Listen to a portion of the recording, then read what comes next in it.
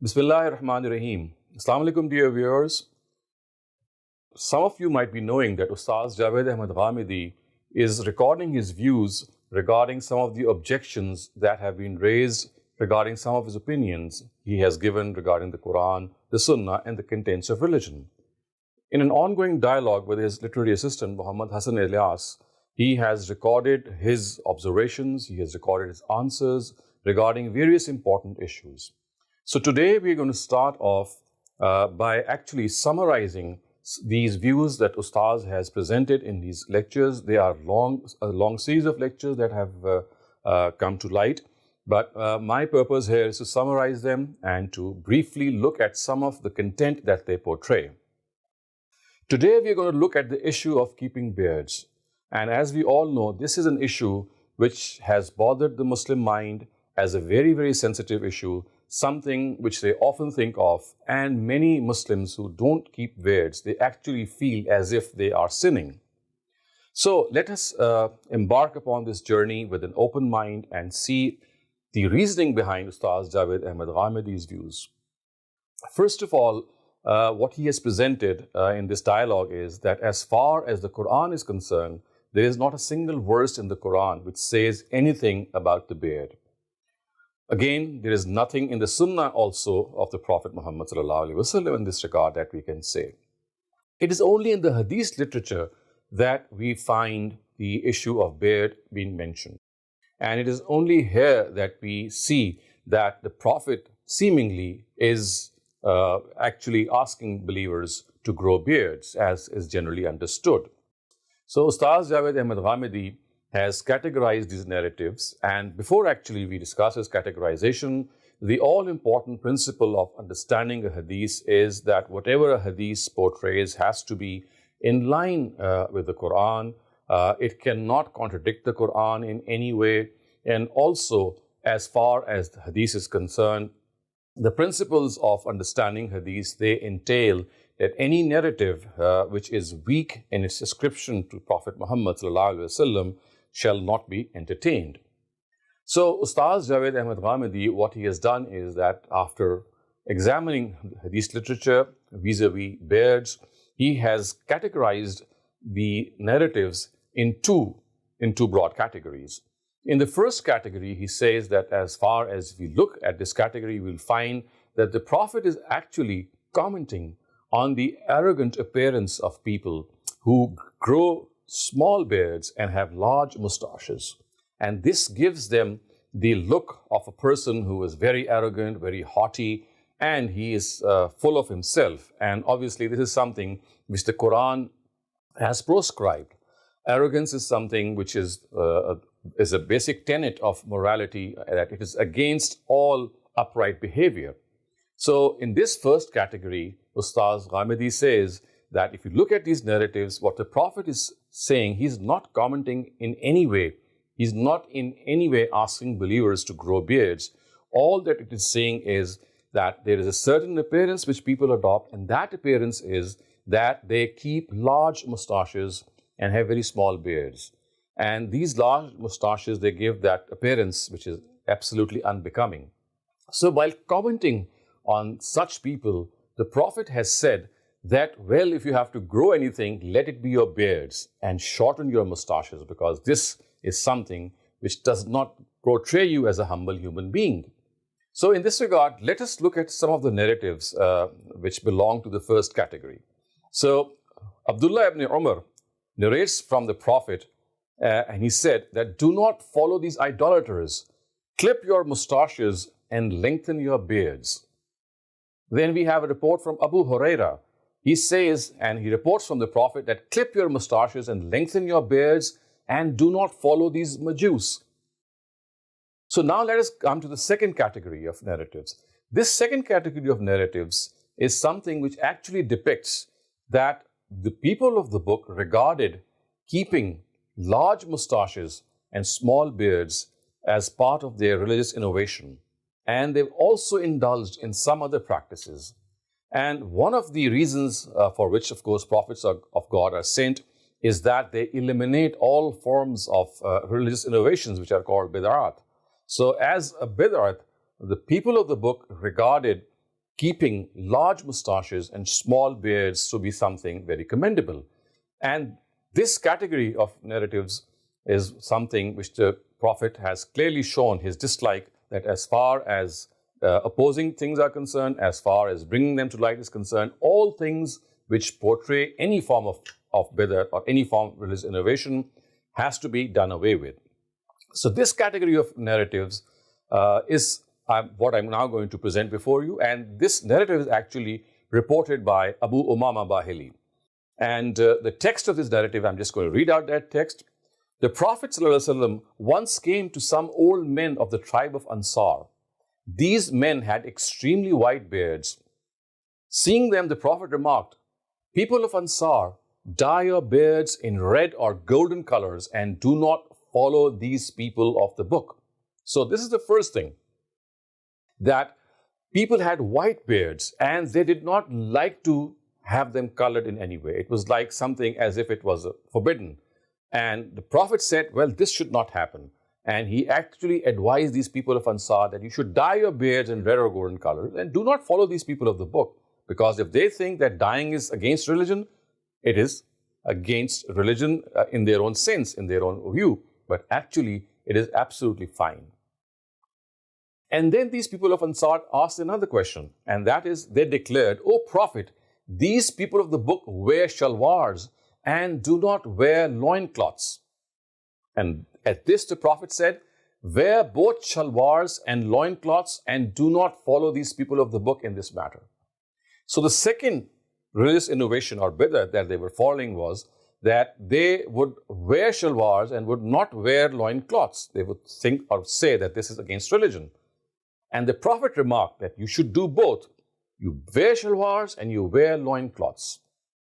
And then they declared a third question. They asked a third question and said, "O Prophet, these people of the book wear socks, but do not wear shoes while praying." At this, the Prophet said, "Wear both shoes and socks and do not follow these people of the book." So again, a religious innovation on their part. They would wear socks, but would not wear shoes while praying. And the Prophet said that both socks and shoes can be worn during praying. And in this matter, you have to oppose the people of the book. And then they asked, these people of Ansar, they asked, "O Prophet, these people of the book lengthen their moustaches and shave their beards." At this, the Prophet said, "Clip your moustaches and lengthen your beards and do not follow these people of the book in this matter too." So the fourth question that they asked was that, well, these people of the book, they have large moustaches and they shave their beards. And if this is the case, then what should we do? The Prophet said, "Clip your moustaches and lengthen your beards." Again, we see that this category is actually mentioning that if some religious innovation is being adopted or perpetrated by people, and it is something which is absolutely allowed in religion, then the Prophet will go against it and say, well, you must oppose such practices. So in this second category, we find the Prophet actually asking believers to lengthen their beards and clip their moustaches, not because it's a directive that he wanted to give, but because he just wanted to tell these people of the Ansar that if the people of the book think that there is something which is religious and which is actually not religious, then they must oppose it. So we can clearly see that if these are the two categories in which these hadith narratives fall, and both these categories in no way can be taken to mean that they are asking us to grow beards and to clip our moustaches. The first category is a comment, is a prophetic comment on our appearance, and tells us that if you have large moustaches and you don't have beards, or you have very, very short hair on your cheeks, then this is very unbecoming. It gives you that rogue expression. And the second category tells us that, well, if keeping large moustaches is a part of religious innovation or bid'ah of the people of the book, then this too should be opposed. So this, in a summary, is what Ustaz Ghamidi has presented. Now, he has also said, in fact, let me also elaborate that his literary assistant, Muhammad Hassan Ilyas, at the end has asked him two very pertinent questions which he received from various people. And he said that there are two things at least which oppose Ustaz Ghamidi's view that he has presented, and he presented both of them one by one. So let me also present both these things before you. The first thing that he presented was that, well, remember when we started off, we said that Ustaz Ghamidi says that this issue has not been mentioned anywhere in the Quran. So here we find that there are people who say that Ghamidi Sahib is wrong here. And there is a verse which actually mentions this issue rather in a very tacit way. And that is a verse of the Quran which I am now going to read before you, and then we'll see what actually it means. So this verse is now being perhaps displayed as well before you. It says, فَأَقِمْ وَجْهَكَ لِلدِّينِ حَنِيفًا فِطْرَةَ اللَّهِ الَّتِي فَطَرَ النَّاسَ عَلَيْهَا لَا تَبْدِيلَ لِخَلْقِ اللَّهِ ذَلِكَ الدِّينُ الْقَيِّمُ وَلَكِنَّ أَكْثَرَ النَّاسِ لَا يَعْلَمُونَ مُنِيبِينَ إِلَيْهِ وَاتَّقُوهُ وَأَقِيمُوا الصَّلَاةَ وَلَا تَكُونُوا مِنَ الْمُشْرِكِينَ مِنَ الَّذِينَ فَرَّقُوا دِينَهُمْ وَكَانُوا شِيَعًا كُلُّ حِزْبٍ بِمَا لَدَيْهِ فَرِحُونَ. So a translation of these verses are, so follow one God, continue to point your face towards His religion, follow the nature created by God, O Prophet, on which He has created people. Their nature created by God cannot be changed. This only is the straight path, but most people know not. Follow it by turning towards God, all of you, and keep fearing Him, and be diligent in the prayer, and be not among the idolaters who created divisions in their religion and became divided into factions. Each faction is engrossed in itself. So the important thing here that we have to understand is the context of this verse. Yes, these words that you can see do give this hint, as people claim, that it says that follow the nature created by God on which He has created people. And this nature created by God cannot be changed. So by these words, people say that growing a beard is a very natural thing. It is something that is, instinctively found. It is a part of our creation. The Almighty has made hair to be grown on our cheeks, and therefore it is like human nature. And so this is a verse which is presented by the proponents of people who say that yes, the beard, although has not been mentioned by name, but indirectly there's an insinuation in this verse that beards should be kept because, well, we keep beards, we are actually following the norms of human nature. If we look at the context of this verse, we'll find before it the concept of Tawheed being discussed. Remember, this is a very fundamental concept. The conflict between monotheism, which is Tawheed, and polytheism, which is Shirk, is a conflict which had taken place at the arrival of Prophet Muhammad. And this is something which is talked about in the Quran every now and then.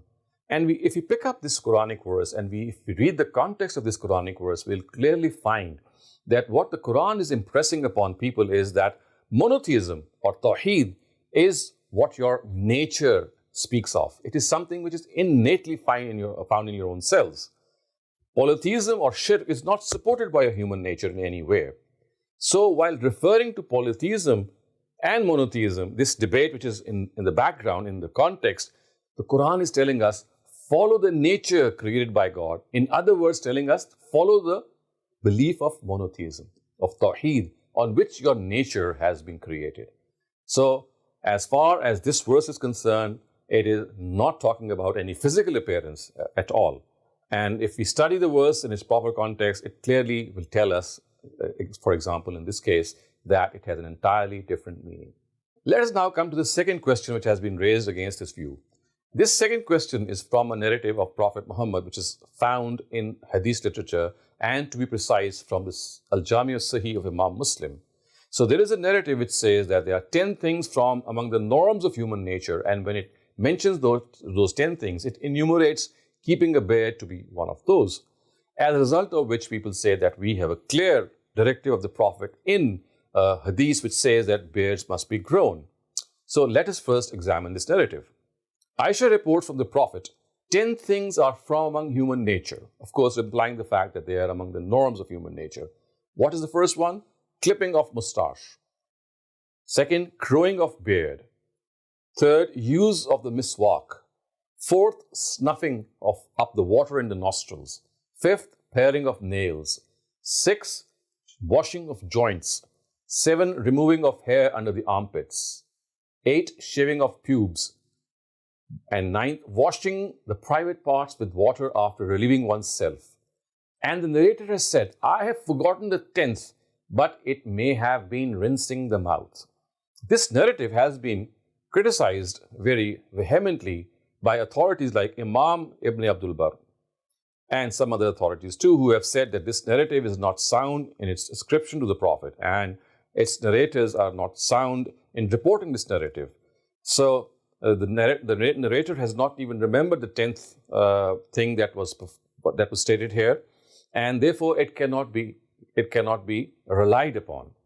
In contrast to this, we have another narrative which actually tells us that there are 5 things which belong to the norms of human nature, and this has been reported by Abdullah ibn Umar, and this has been recorded by Bukhari, and all hadith authorities regard this to be a narrative which is sound. So Abdullah ibn Umar reports from the Prophet, 5 things are from among the norms of human nature: circumcision, shaving the pubes, clipping the mustache, paring fingernails, and removing hair under the armpits. So you see, keeping the beard is not mentioned here. It is only mentioned in a narrative which is weak in its ascription to Prophet Muhammad ﷺ, and also regarded to be unsound by authorities like Ibn Abdul Barr. So all in all, we can now summarize the whole view by saying that as far as beards are concerned, or keeping the beards is concerned, it is no directive of religion at all.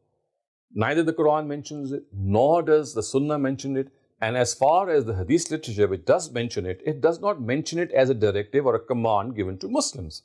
It mentions it as a certain command which must be followed in certain perspectives, in certain backgrounds. And we have alluded to those backgrounds earlier on. And we have also discussed the objections which were raised against Ustaz Ghamidi's view, one from the Quran and from the Hadith, and also endeavored to answer them. So this, in a nutshell, is the view of Ustaz Javed Ahmed Ghamidi, that as far as keeping the beard is concerned, it is no directive of Islam in any way. The Quran does not mention it, the Sunnah does not mention it, and if the Hadith mentions it, then it has a certain background, and in those backgrounds, it cannot be regarded to be an independent directive.